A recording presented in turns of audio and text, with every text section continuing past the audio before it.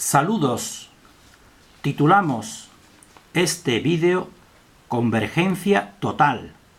Triar versus cuadrar. 3. Fe, fe, fe. Por tanto, este es el tercer vídeo del título genérico Convergencia total. Y con las palabras convergencia total queremos significar que mediante el conocimiento de la palabra o del verbo que hemos denominado como triar, pues podemos obtener una convergencia total de comprensión. Es decir, que no solamente se limite a nuestra teoría tierra cóncava convexa, sino a otros campos de nuestra realidad. Entonces, recordamos que en el vídeo anterior, pues hicimos una serie de puntualizaciones sobre la palabra cuadrar y triar, y dijimos que la palabra cuadrar en realidad nos lleva siempre a la dualidad, y en cambio la palabra o el verbo o la acepción que nosotros formamos o creamos o dijéramos así o queremos compartir con la palabra triar, pues era tener en cuenta tres ejes, sobre todo en relación con el éter, porque el éter es incuadrable y entonces por eso lo consideramos necesario hacer esta aclaración. Otro punto que también vimos anteriormente en el vídeo anterior era el análisis de la palabra adoctrinar, y dijimos que simplemente y llanamente la palabra adoctrinar pues lo que lleva en su interior es propiciar solamente la dualidad y no la verdadera, dijéramos así, doctrina comprensiva que tiene que tratar el 3. También dimos una numerología base en la cual ofrecimos dijéramos así, las dos alternativas, la de los números impares con el 3 versus el 2, y los números pares. Dijimos que la oscuridad solamente quiere que nos centremos en la dualidad, en el 2. Entonces nosotros vemos como muchos maestros, como por ejemplo, y muchas nuevas enseñanzas, pues realmente solamente en el fondo pues nos conducen al 2. Así tenemos enseñanzas muy importantes, como por ejemplo la geometría sagrada de Drúmbalo Melquisedec. También, por ejemplo, la numerología de Marco Rodin con las matemáticas vorticiales. También tenemos el eneagrama de Gurdjieff.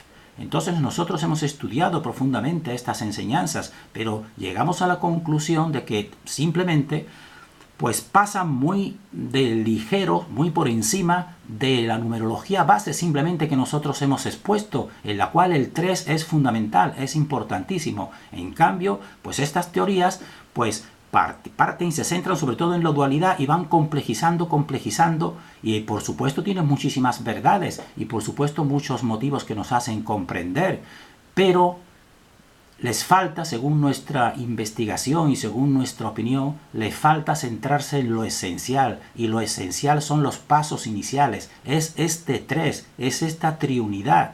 Entonces nosotros decimos, están muy bien todas estas teorías, pero hagan siempre, dijéramos así, el hincapié para interpretarlas y conocerlas en esta simple numerología base que nosotros hemos expuesto, el 3 frente al 2, que no debe ser enfrente, sino debe de ser dijéramos así, en coordinación o en armonía.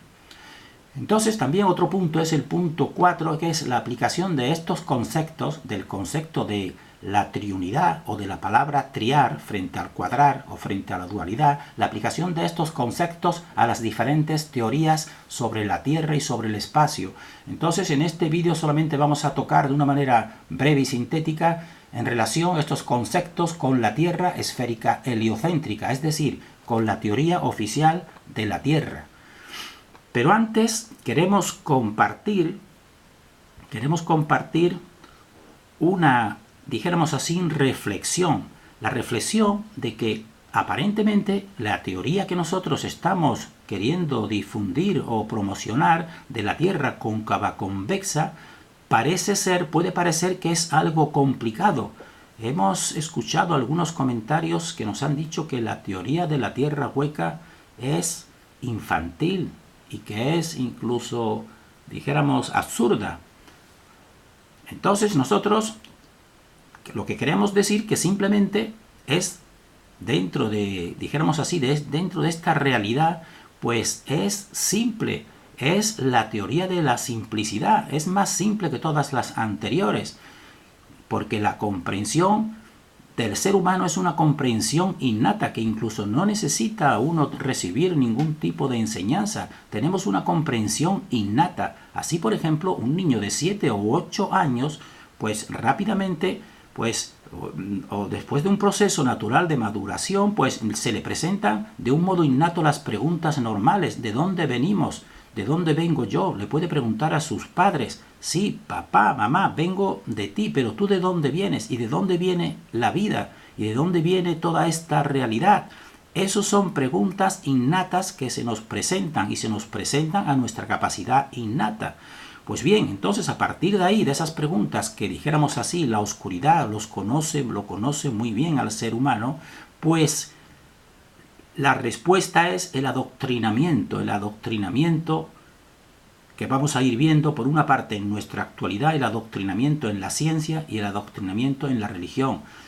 Sencillamente, nuestra opinión es que habría que decirle a ese niño o a nosotros mismos cuando éramos niños, pues venimos evidentemente de algo que no se puede totalmente medir ni pesar, ni es de esta realidad, es algo que trasciende esta realidad y lo tienes en tu interior. Busca las respuestas en tu interior y las irás conociendo respuestas e irás conociendo un camino. Y entonces, así, de esa manera, pues se tendrá en cuenta lo que nosotros decimos del tercer eje, porque se comprenderá de un modo natural y sencillo que existe algo que es superior a todo lo manifestado y que no podemos prescindir de él para comprender.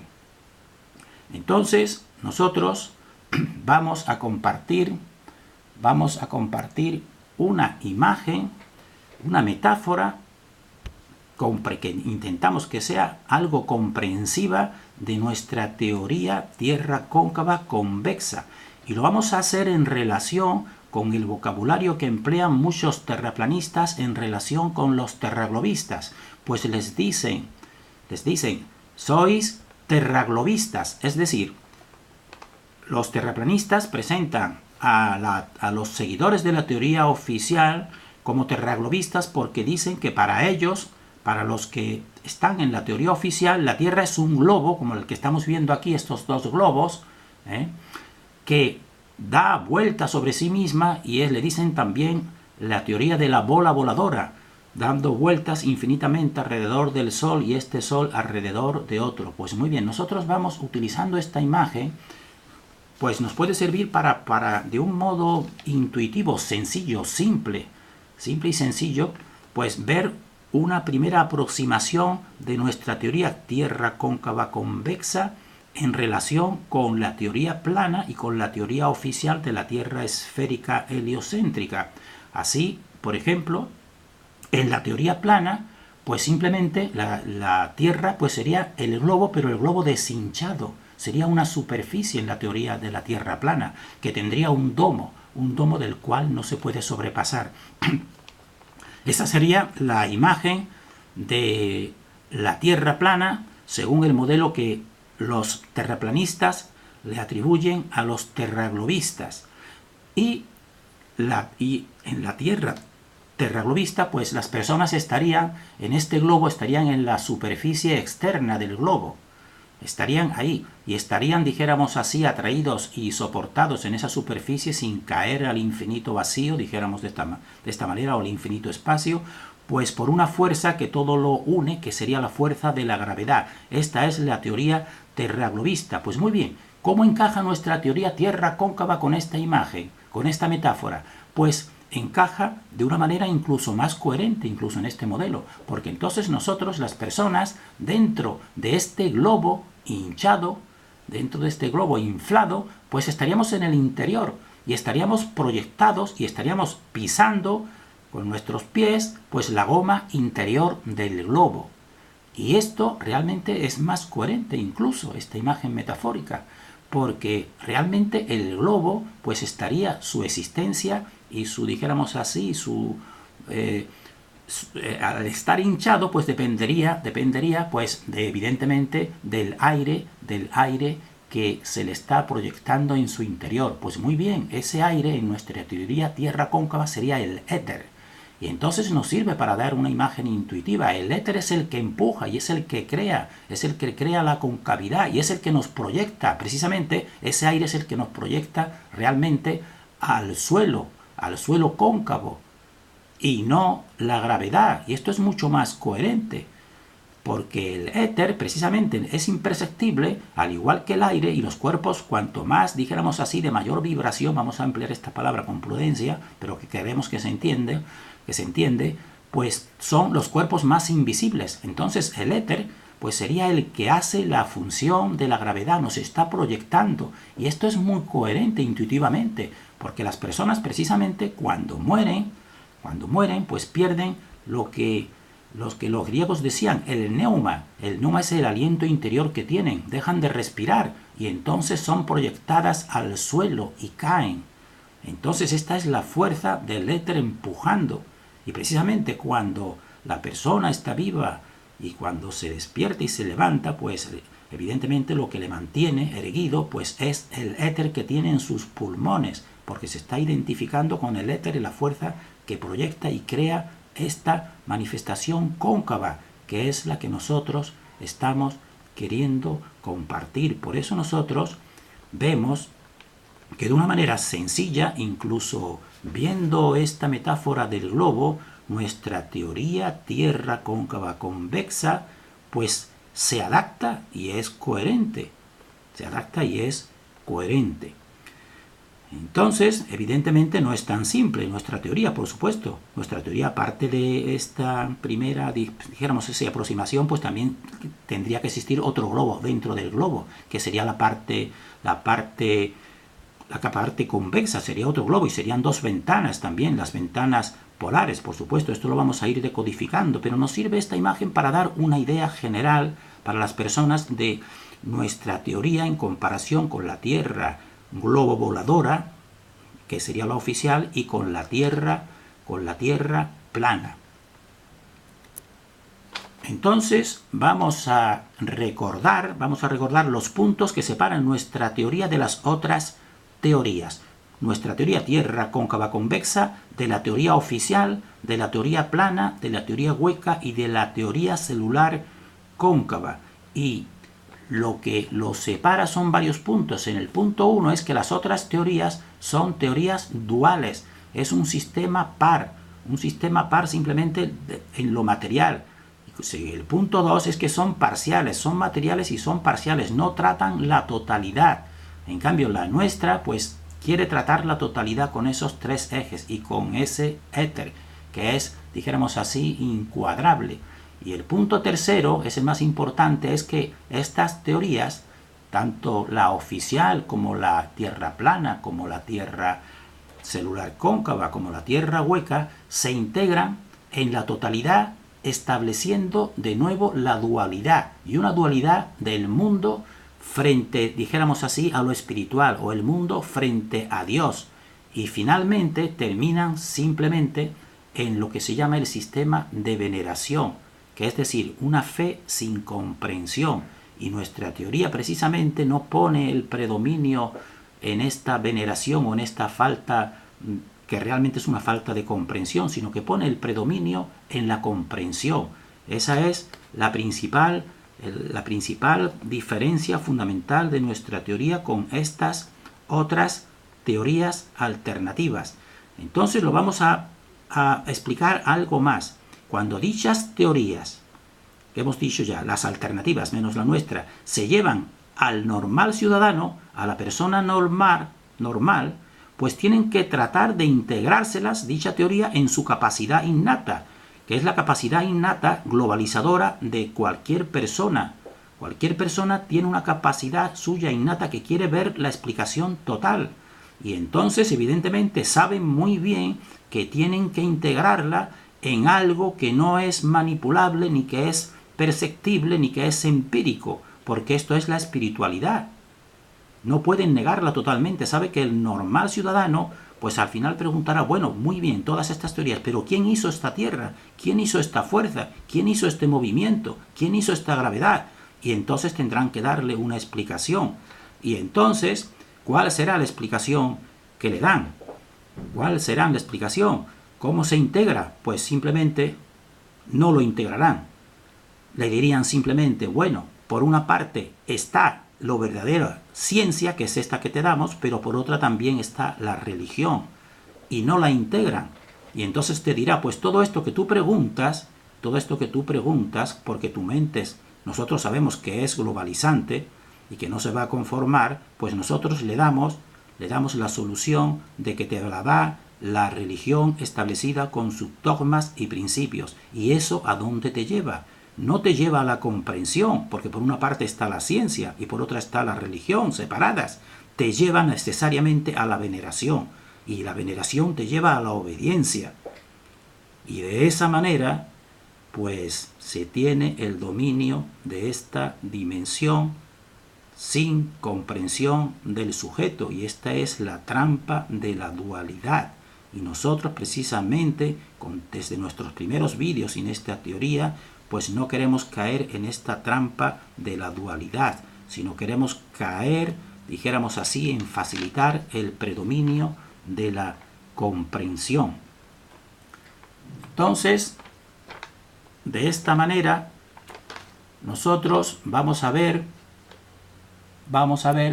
solamente en este vídeo, en siguiente vídeo veremos las otras teorías, cómo toda esta, dijéramos, estos conceptos de, dijéramos así, del tercer eje, de triar frente a la dualidad y frente al cuadrar, cómo se integrarían, o cómo, dijéramos así, cómo se proyectan en la teoría esférica convexa, heliocéntrica, rotatoria, que es la que estamos viendo, que es la teoría oficial.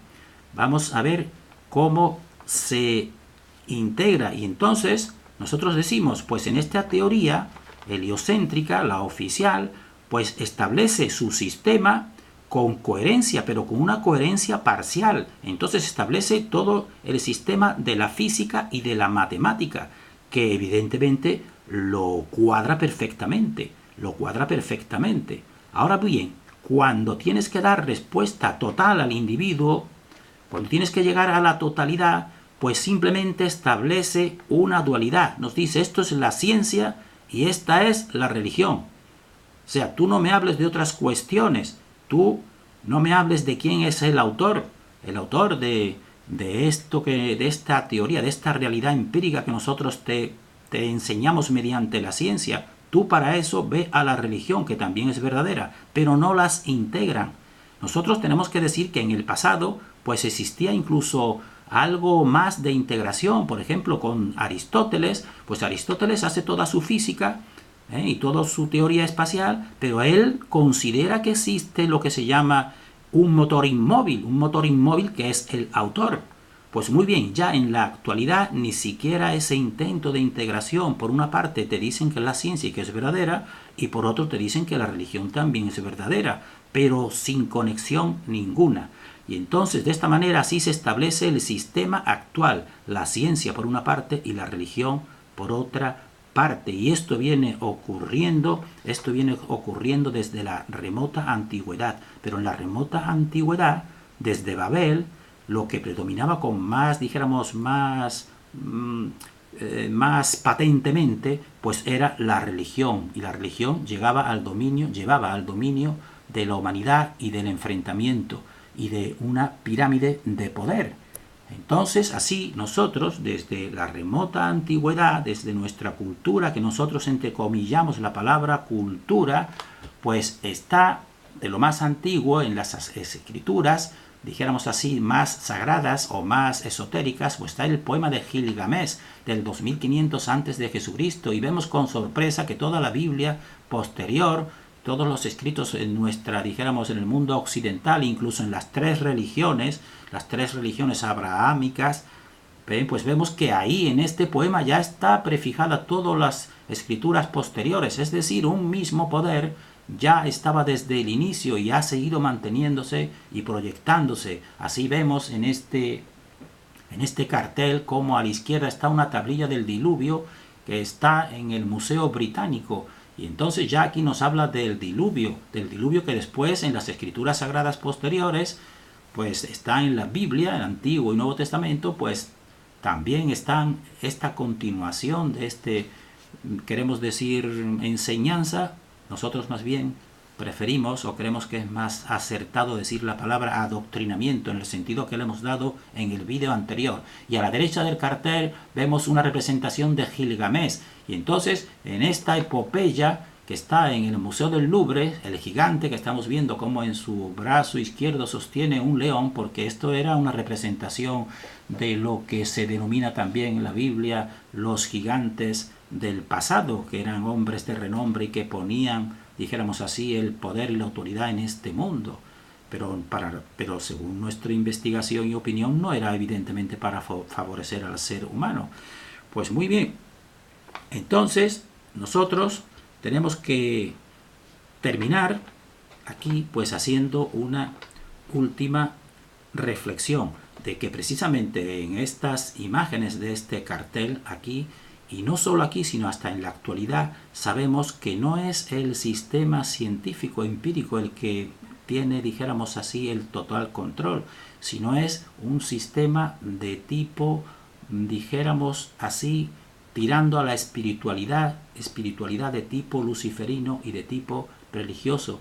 Es decir, son grupos de conocimiento, pero que desembocan todos en la dualidad y desembocan en la veneración. Desembocan en la veneración al principal personaje, que no queremos ni siquiera nombrarlo, pero cualquier persona ya sabe que la oscuridad pues tiene distintos niveles, y arriba del todo pues se simboliza el nivel máximo como un ojo que todo lo ve. Entonces nosotros terminamos aquí simplemente exponiendo un resumen. Nosotros fomentamos la comprensión totalizante integradora, es decir, que la materia y el espíritu pues estén, dijéramos así, en armonía, pero desde el principio. Y esto es lo contrario, y esto está enfrentado a lo que está establecido, que es una comprensión parcial disociativa. Es decir, nos disocia por un lado lo material, la ciencia, y por otro lo espiritual, no lo integra. Es decir, lo físico le correspondería a la ciencia y lo espiritual a la religión. Y eso es lo que prevalece aquí en todas estas teorías alternativas, porque está, dijéramos así, la ciencia y la espiritualidad sin conexión, no con lo que nosotros pretendemos que es una comprensión totalizante. Luego, lo que fomentan todas estas teorías que iremos viendo más en el vídeo siguiente, pues es un fomento de la veneración, una religiosidad impositiva, una veneración en el fondo más que una comprensión. Entonces nosotros en lugar de eso fomentamos la comprensión totalizante integradora. Pero tenemos que decir que totalizante no significa conocer la totalidad, sino significa intentar y caminar hacia conocer la totalidad. Significa un predominio de la comprensión. Tú construyes y eres dueño de tu comprensión. No dependes ni de supuestos sabios científicos, ni de supuestas autoridades religiosas, ni de supuestos maestros espirituales, ni de hermanos mayores del cosmos. Tú eres artífice y responsable de tu propia comprensión, pues estás capacitado de un modo innato para comprender lo esencial y cuál es el verdadero camino, el más equilibrado y el más correcto. Y por eso nosotros, en nuestra teoría tierra cóncava convexa, partimos de la integración desde el principio, de la integración en el tercer eje o en el éter, que sería, dijéramos así, el sustentador, pero al mismo tiempo con otros dos polos. Por eso un polo sería la concavidad y otro polo sería la convexidad. Pero precisamente autor de dichos polos y unificador de dichos polos sería el éter o el tercer eje. Terminamos aquí deseando para todos el mayor discernimiento y para nosotros también.